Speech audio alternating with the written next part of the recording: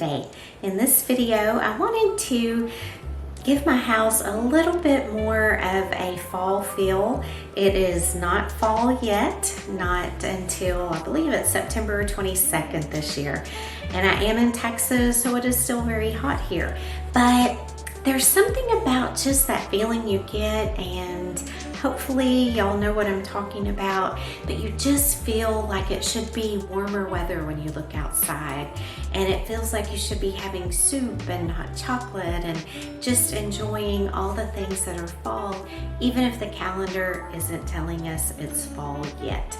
So I'm not gonna do a lot around the house just because that's really not my style. I like for there to be nods to a season, not, you know, just an entire house renovation for the season. So I'm just gonna do a few little things in the kitchen, a few in the dining room, and I was gonna do a few in the living room, but the pillow that I want to use that I think I bought last year, I've hidden it from myself. So if I can find it while I'm filming, then I will show you what I'm doing in there.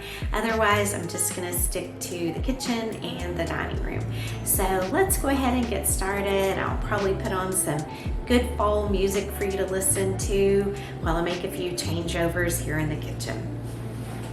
So first, I was gonna tell you, this is what I've had out for a while. I do have a fall candle in the center of the kitchen island, but the plant, or the flowers were some flowers I was given probably a couple of months ago. They are now dried out, but I liked it just because, you know, dried flowers have had a resurgence. I think of the 70s when dried flowers were so in style when I was little, but the clothes of the 70s are back. It just seems like hippies are back. The 70s are here. We're reliving them again. So I just thought it looked nice, and it was just a nice reminder from the person who gave me the flowers. So that worked for the summer. It worked within my kitchen. But I do want to switch it out for something that is a little more seasonal, so let's get started.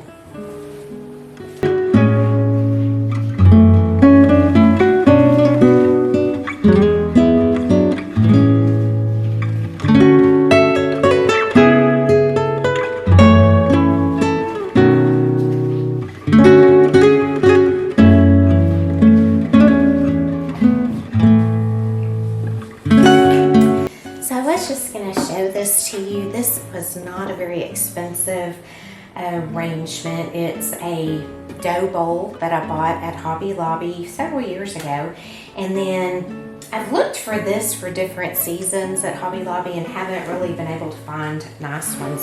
But most of this, other than the brown pine cones, this pine cone came with it, but most of it came in a piece of styrofoam that had been covered with moss, and then this was all already in there. So it was a one-piece unit. You could just set down in your dough bowl or set on top of your counter. Just since the foam was covered, it didn't look bad. And then because it did have a few holes in this bowl, I added just a few little natural pine cones just for a little bit more interest.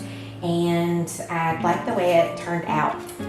Now, I did buy something similar at Hobby Lobby, but it was white roses, and I thought that would be pretty for the Christmas season, but it didn't have the fullness, the length. It just really wasn't as nice as this one. So this is a really good tip, because if you can get them already put together as a one-piece unit like this is, it does make your decorating very easy.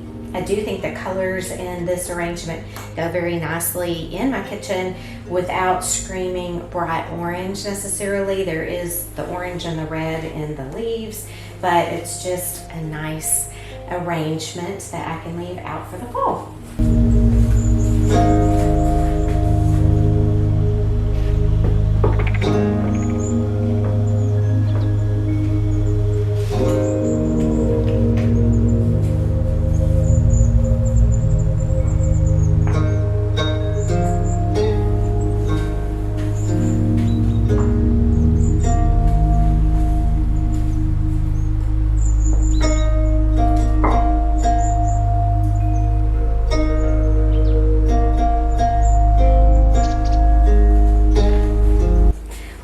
thing that I'm thinking of as I'm changing over is going from silver tones or chromes. This is actually pewter, but to me that seems a little more summery and spring, whereas golds and bronzes tend to feel more wintry and fall to me. So I don't have anything big and pretty like this in a gold tone, but I do have this little riser sort of a thing that fits this candle perfectly. And I usually try to put my centerpieces right in the middle of the island, but then back this way a little bit, just because it does make the island seem a little bigger if you don't have it in the direct middle, because most of the time your family or your guests are going to be on this side, so that gives them a little bit extra room. And in particular, we don't really eat here. Like my husband will sit here while I'm cooking, or I'll sit here while he's cooking. We might have hors d'oeuvres here while we're waiting on things to get finished so we can move into the dining room. But again, it is nice to have that little bit of extra space so you don't feel like your centerpiece is right on top of you. This is probably a little bit bigger than I would normally go. It's probably one of the biggest, but I like it, and like I said, it is very seasonal and appropriate for this time of year. So the question then becomes, where do you want to put your candle, and is there anything else you want to put out with it? And I don't think there is. I think it'll be just the candle. So chances are I'll put it on this side on one of the ends. But this arrangement can go away. And as you saw, I did pop just a tiny little ceramic pumpkin up on top of the vent hood, just for a tiny little nod. And then these are the dish towels that I'm going to put over next to the sink on the dishwasher.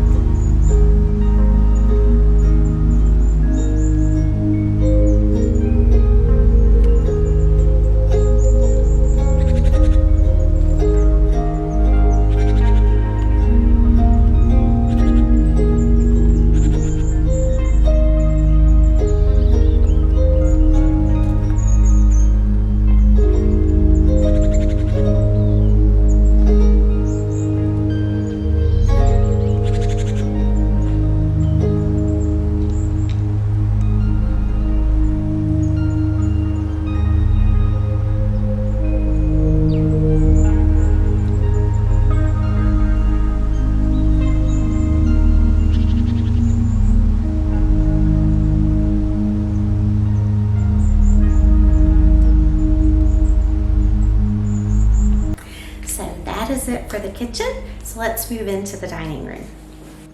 So here in the dining room, I also want to bring in some of the autumn fall feel, and the dining room has a rug that can kind of go fall, winter, spring, summer. I mean, it's got a bit of the turquoise in it, a bit of that sagey green, a little bit of aged red, and some gold. So it just provides a great backdrop regardless of the season.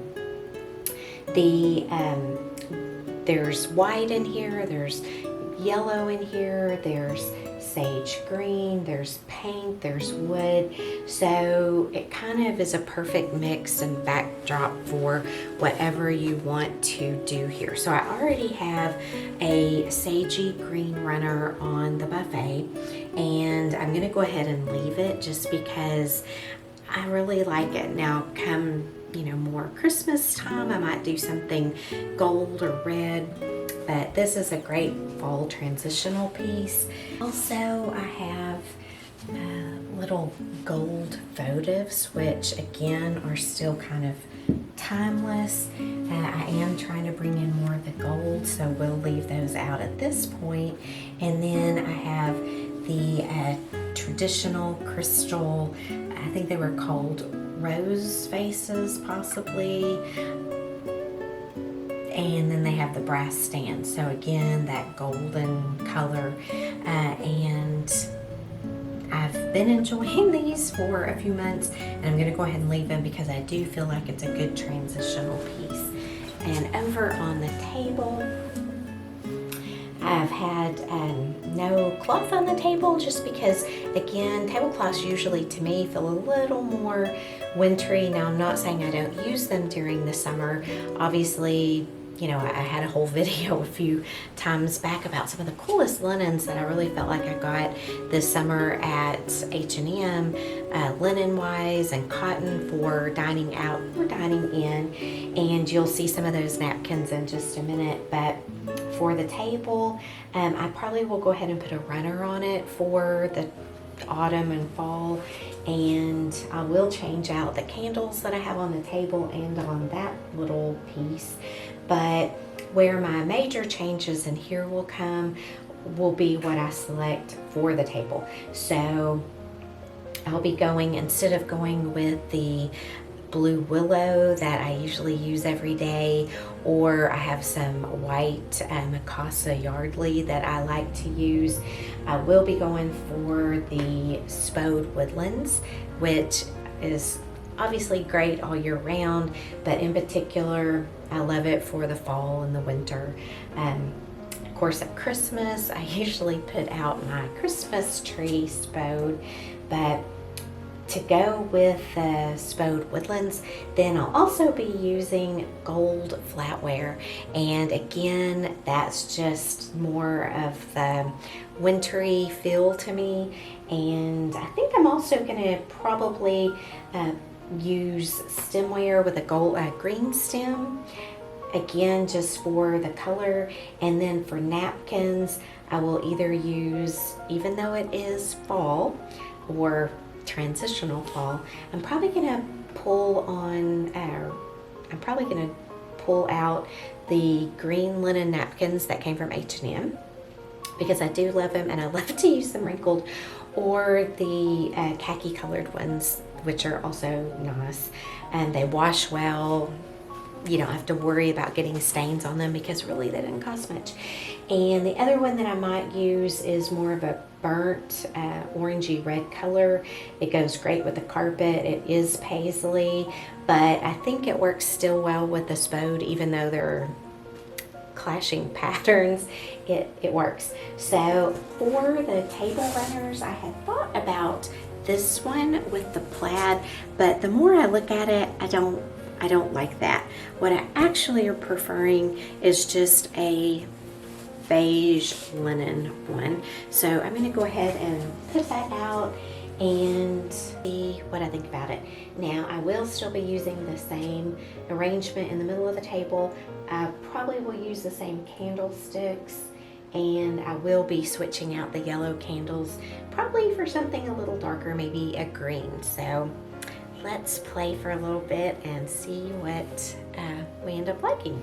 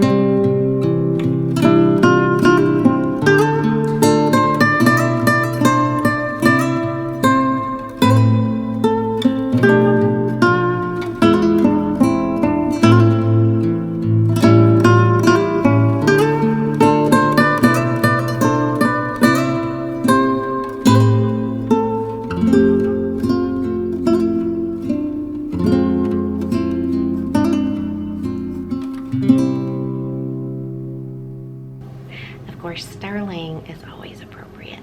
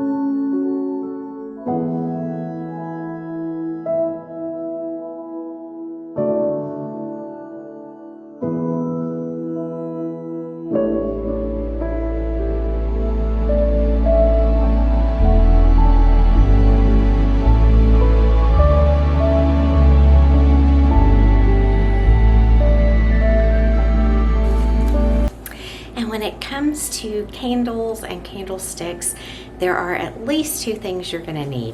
One is going to be a candle sharpener, so it's like a pencil sharpener for candles, so that if your candle is a little bit larger in diameter than the hole in your candlestick, you can actually shave it down. So that's one thing you're going to need. And the other thing is this, which is called Stickum candle adhesive, and I bought this a long time ago, so it lasts a very long time. It's just, it's kind of smells like grapes to me, but it's just a little waxy consistency that you can put around your candles in case your diameter of your candle is not as large as the hole in your candlestick. So these two items are great to have. Of course, you're going to want to always clean your candlesticks after you've burned your candles, because actually just looks better to have a clean candlestick, no dust, no old wax. And one thing I failed to mention when I was working on my kitchen and now working on the dining room, this is a great time to do a really good deep clean while you're taking off some decorator items and adding in others. So I did already do that in the kitchen today, and I have done it here. I probably could go over the fixture on the dining table again for dusting, as well as pears. Any kinds of set about things that you have, in particular in your kitchen, but also in the spaces close to your kitchen, which usually are going to include your dining room. Of course, all of the grease that you may cook with, that is going to adhere to things, and then dust adheres to that. So it takes a bit more cleaning in those areas even than other parts of the house, just to keep everything clean. Sadly, I did not find my fall pillow. It was so pretty. It was ivory velvet on the back, and then on the front it was not a crewel, what would it be, but not pet-a-point, but kind of pet-a-point. Anyway, hopefully I'll find it at some point and can show you. And it had pumpkins and the fall colors, and just was a little kind of bigger than a lumbar, but kind of shaped like that. And I love to put that in the middle of my sectional kind of L-shaped sofa, just for a little spot of color. So when I find that, I will show you what the living room will look like.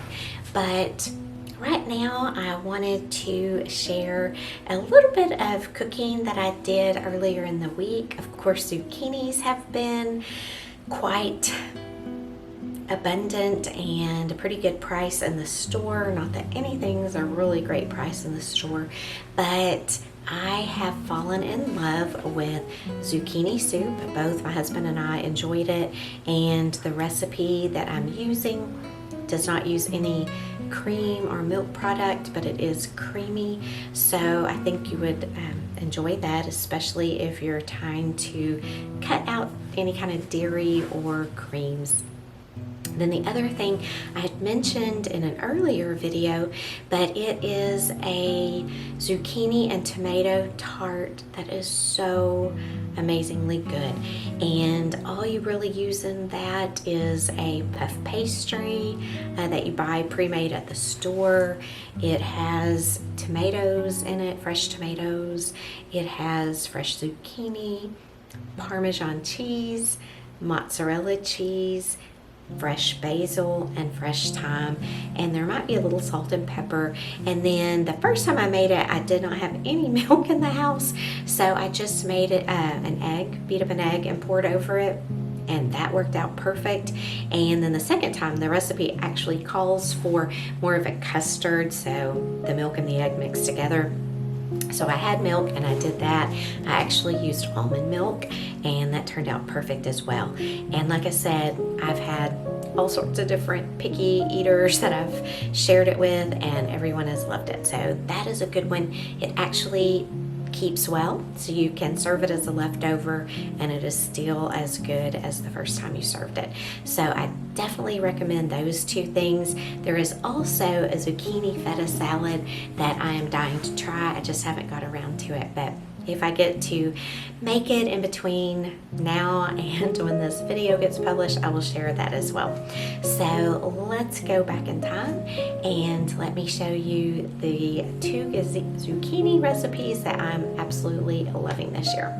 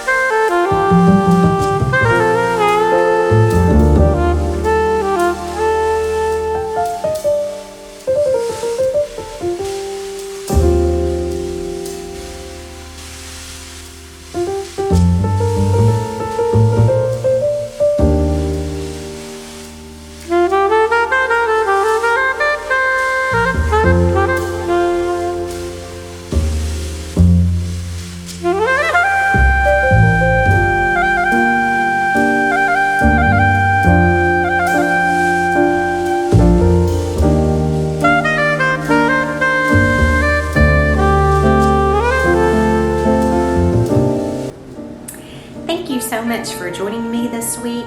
I hope you got a little fall decorating inspiration as well as some inspiration to cook with zucchini.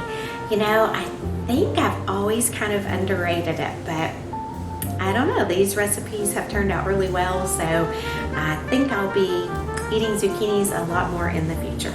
But thank you again for being here, and I will see you back again next week. Bye.